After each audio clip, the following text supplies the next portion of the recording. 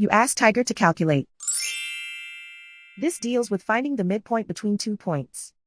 The midpoint between the 2 points is 43.5, -12. Let's solve it step by step. Plot the 2 points and calculate the midpoint using the formula. The coordinates of point 1 are, x1 equals 40, y1 equals 12. The coordinates of point 2 are, x2 equals 47, y2 equals -36. PM represents the midpoint of the 2 points.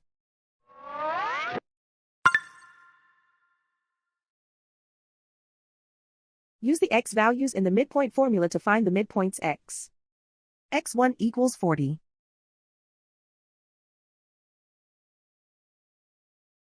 x2 equals 47. Simplify the arithmetic.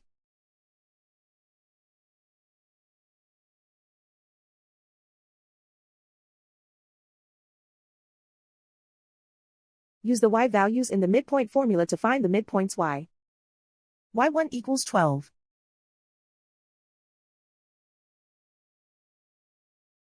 y2 equals -36. Simplify the arithmetic.